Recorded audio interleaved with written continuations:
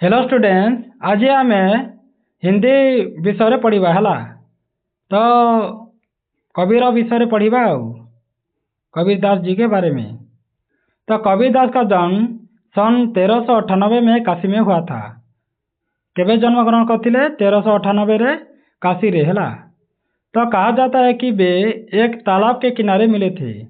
तो कौटारे मिले थे? गोटे पोखरी कूलर से मिली थी।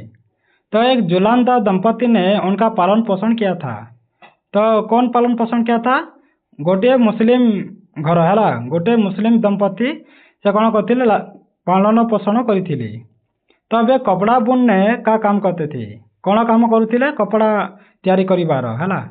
तो ज़्यादा पढ़े लिखे नहीं थे। पढ़े लिखे नहीं थे के कबीर। और क्या करते थे वो? लेकिन बड़े अनुभवी थे। तो समझदार बहुत थे है। तो तांकर बुद्धि बहुत थिला। से पढ़ा लिखा कौन सी जानी नथिले।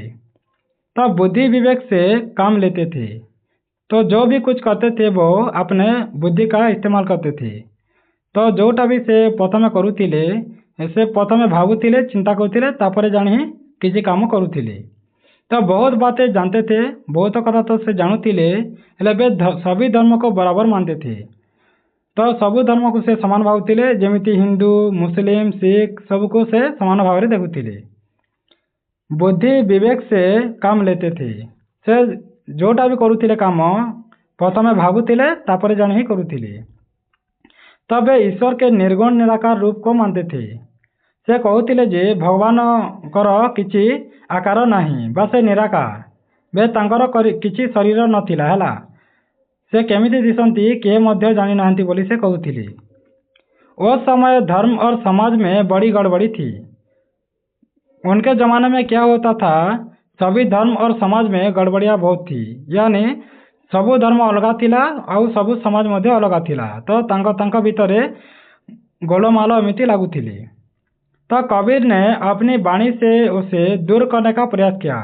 तो कबीर कौन करुले? सबु लोगों को बा सबु धर्म जातिर लोगों को गोटे करने प्रयास करुले। तो लोगों में जाति पाति ऊंच नीच का भेदभाव ये सब दूर करना चाहते थे वो। तो जैसे आज भी जाति छुआ अछुआ ऊंच नीच कौन बड़ा है कौन छोटा है ये सब होता है। तो इन सब को वो मिटाना चाहते थे। तो विभिन्न धर्म के अनुयायी आपस में झगड़ रहे थे। जैसे एक हिंदू लोग कहे मुस्लिम को है गोटे मुस्लिम धर्म खराब कहे गोटे मुस्लिम लोग कह हिंदू धर्म खराब बोली। तो सेमिति से चाहून से केवल चाहूले सबु धर्म गोटे हो जातु बोली। तो बाह्य आडंबर अंधविश्वास फैल गया था। तब से कहते जे अंधविश्वास जी भी अच्छी सब बहुत फैली जाता बोली से कहते। कबीर जाति भेद मूर्ति पूजा बाहरी आडंबर आदि का विरोध करते थे। कबीर कौन को विरोध करुले? जो जाति भेद है गोटे उच्च जाति को नीच जाति एमती सब से पसंद करुले। मूर्ति पूजा को मध्य से पसंद करुनथिले। बाहरी आडंबर बा जोटा आम करूँ कीर्तन भजन सबको से टे पसंद करुनथिले है। वे कहते थे कि सब मनुष्य बराबर हैं, सबू मनुष्य समान बोली से कहते। वे बाहरी धार्मिक कर्मकांड की अपेक्षा भक्तिभाव पर बल देते थे। से पूजा अर्चना को से पसंद करुनथिले और से भक्ति भाव को पसंद करथिले है। कौन करुले? भक्ति माध्यम से बसिकी तपस्या करिकी ही से बा भक्ति भाव बा गीत गायकी ही भगवान को प्रसन्न करियो बोली से कहते। किसी पूजा करिवार दरकार नहीं बोली से कहते। तबे तीर्थ व्रत जप तप मूर्ति पूजा आदि बाहरी काम छोड़ सच्चे दिल से भगवान की भक्ति करने को कहते थे।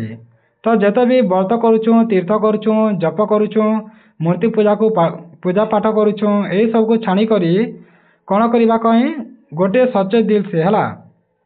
आमर जोटा भल आम मन है भल मन को भल भाव आम भाविकी है भगवान को जब आम स्मरण करवा ताहले सेटा होची गोटे परम भक्ति बोली से कहूली। तब वे सदाचार सच्चाई भाईचारे धार्मिक सहिष्णुता का प्रचार करते थे। तो से कौन चाहूला? से माने कबीर चाहूले जे किपरि भाव तमें भल आचार व्यवहार कर गोटे लोगों को किपरि भाव आदर कर लोक मान किपरि भाव भल कथा कह भाईचारे भाईचारे का मतलब क्या होता है? भाईचारे बेले गोटे लोक आ गोटे लोक को किपरि भाव में निज लोक हिसाब से मानिब। धार्मिक सहिष्णुता तो गोटे धर्म लोक आ गोटे धर्म को किपरि भाव में से मानिब सेटा सब से प्रचार करुथिले। तो कबीर कहबार अनुसार एटा जे से सबको समान भाईचारा रे बा गोटे करिबा पई से चाहुथिले। सब धर्म को सब जाति को किए बड़ ना कि किए छोट ना ये सब कहूथिले।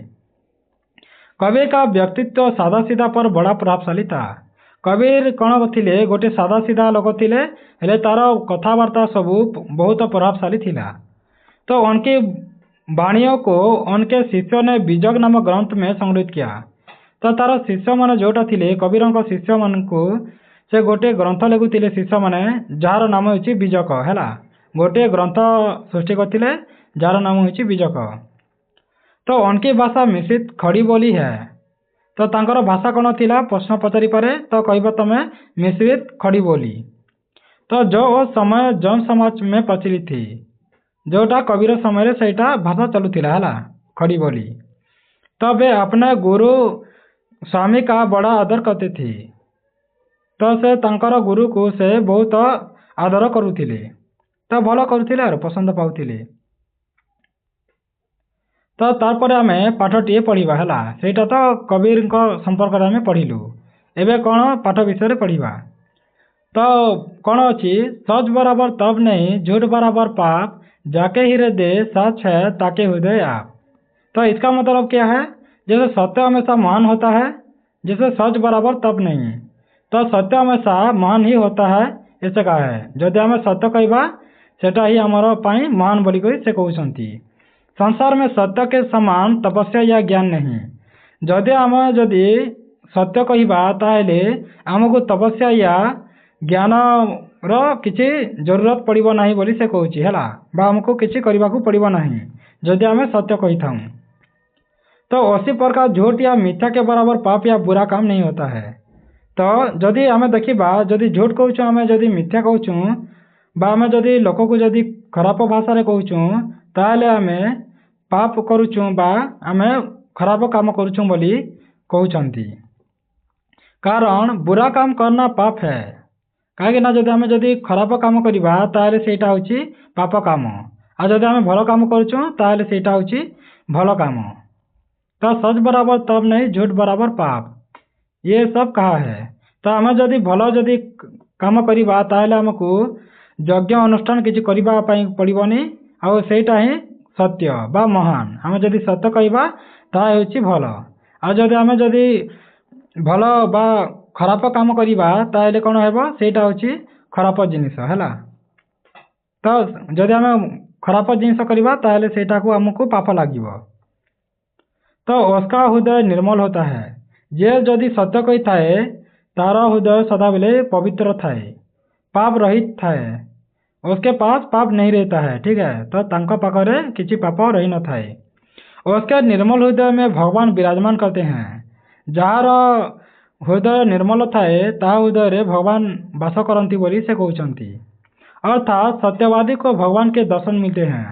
जो सबू जे जदि भल काम करी थाए ताको भगवान दर्शन दियंती बोली से कहते।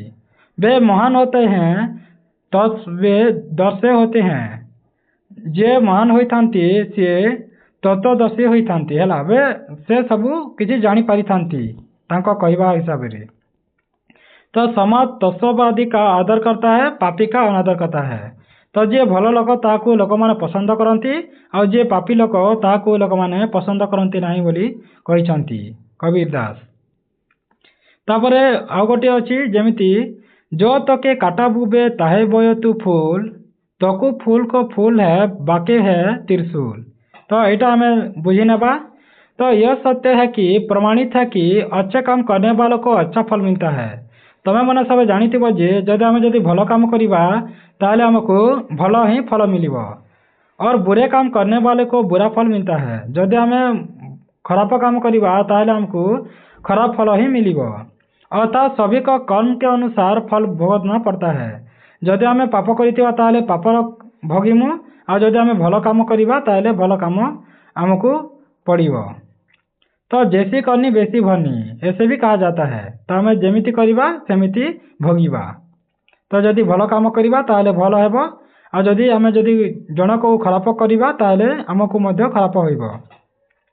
तो कबीर के कहने का अर्थ है कि जो तेरे रास्ते में काटा बोता है, तो यार एटारे जोटा कहा जाय जो तो के काटा बुबे ताहे बोए तो फूल। तो कबीर एठारे कहउछंती जे जदि तोर रास्तार जदि किए जदि कंटा जदि बोता है, तो कंटा जदि तुम पाखरे जदि किए रखी दे थाए ताहले जो तेरी बुराई करे, कांटा का मतलब क्या होता है? जो तुम्हारी बुराई करता है तुम उसके रास्ते पर फूल बिछा देना।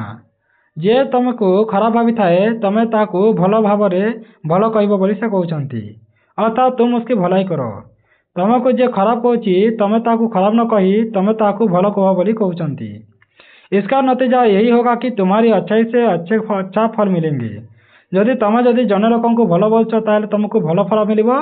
आउ जो जे तुमको बुराई करूची बा तुमको खराब कहूची ताकू तार फल खराब फल ही मिलिबो। तो तुम जदि भल काम करिबो ताहले तुमको भल फल मिलिबो। आउ से जन को जदि तुमको खराब कहूची ताहले से खराब फल ही मिलिबो, एमिति कहउछंती। उसकी बुराई के लिए उसके बुरा फल मिलेंगे और तुम जो अच्छा कर रहे हो तुम्हें अच्छा फल मिलेंगे, ये सब कहा है। तो तुम जदि भल काम करिबो ताहले भल, जदि तुमको कौनसी लोक जदि खराब कहूची बा किछि भी कहूची ताहले तमे ताहाकू भल कहबो बोली कहउछंती। काहे ना जे से जदि तुमको खराब कहूची ताहले तार फल से भोगिबो। काहे ना तमे तो भोगिबोनी तार फल, तमर फल तमे ही भोगिबो। तो तमे भल काम करो बोली कहउछंती। तापरे अछि आउ गोटी, धीरे धीरे रे मना धीरे धीरे सब कुछ होयो, माली संचे सो घड़ा ऋतु आए फल होयो। तो एटा को हमें बुझी नेबा। तो कबीरदास का कहना है कि काम धीरे धीरे होता है। तुम तो जानिथिबो कौन से काम भी एमिति जल्दी हो जाएनी हैला। तो धीरे धीरे ही होता है। तो सब धीरे धीरे ही हुए बा। तो उसके लिए धैर्य की आवश्यकता है। तो तुमके धैर्य रखा पड़वा। कौन सी काम मध्य बा कौन सी कार्य जल्दी होई न थाए हैला बा शीघ्र होई न थाए। कौन सी भी काम तुमको धैर्य रखिबाकू पड़िबो। तो इसके लिए उदाहरण देकर भी कहते हैं, कबीरदास कहते हैं कि उदाहरण भी दिए हैं कबीरदास। तो उसको भी हम जान लेते हैं। जैसे कि माली के 100 घड़ा पानी सींचने पर भी किसी भी पेड़ में समय के पहले जल्दी से फल नहीं लगता है। तमे जदि गोटे गछ जगाइछ आउ तार जदि पानी ढालुछ ताहले कौन फल हो कि? फल हो पारिबो नहीं हैला। तमे जेतिकी भी पानी दियो से गछरे फल फलिबो नहीं। काहे फलिबो नहीं? काहे ना तार टाइम आसी नहीं हैला। जेते बेले तार टाइम आसीबो सेतिकी बेले ही तार फल देबो। तो तमे गछ गोटे जगै देइछ, तो जदि पानी सेसेती जदि बा जेतिकी भी तमे पानी देबो तो सेटा फल फली जीवो नहीं। जदि फल पाइबाकू अछि तारे तो तार टाइम को अपेक्षा करबाकू पड़िबो हैला, समय को।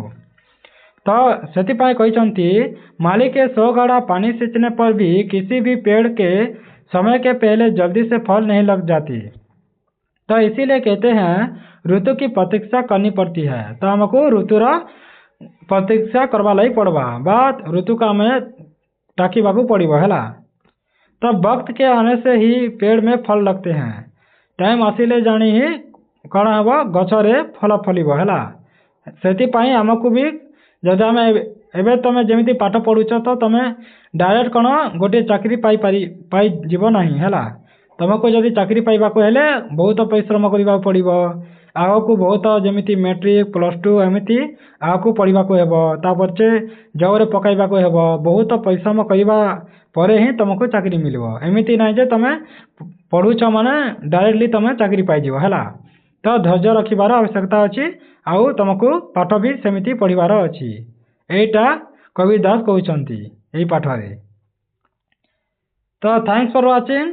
जदि एई वीडियोटी तुमको भल लागि थाए ताहले सब्सक्राइब कर देबो आ लाइक शेयर मध्य कर देबो हैला। आ वीडियोटी तुमको केमिति लागिला कमेंट बॉक्स रे लिखि देबो। आ जदि तुम संग मान सहित जदि शेयर करना तारे शेयर मध्य कर देबो, जा द्वारा से माने मध्य नवा वीडियो पाई पारिबे। धन्यवाद।